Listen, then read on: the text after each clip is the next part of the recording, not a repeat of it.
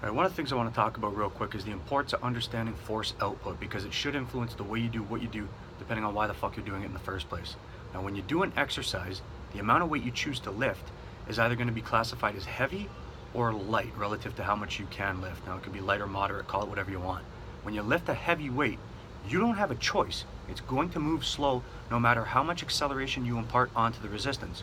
When you lift a light or moderate load, the amount of acceleration you impart onto the resistance will determine how fast the weight actually moves. So you can choose to lift it fast by imparting more acceleration onto the resistance, or choose to lift it slow by imparting less acceleration onto the resistance.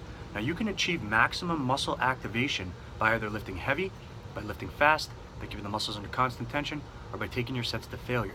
The difference between lifting heavy and or fast and lifting light and slow is force output. The greater force output, the sooner you're going to achieve maximum recruitment. The lower force output, the longer it's going to take. So the higher the force output is, you're going to achieve max recruitment for the entire duration of the set. The lower the force output is, you're only going to achieve maximum recruitment for the final few reps. This should influence the way you do what you do depending on why you're doing it. Because if you want to build the most amount of muscle possible, you want to recruit and fatigue as many muscle fibers as possible without overworking your capacity to recover. The more efficiently you can do that, the greater potential growth you're going to experience. The more work you have to do to achieve max recruitment, the more recovery that's going to be required in response to your efforts. So it's important to understand the effects that force output plays because it should influence the way you do what you do.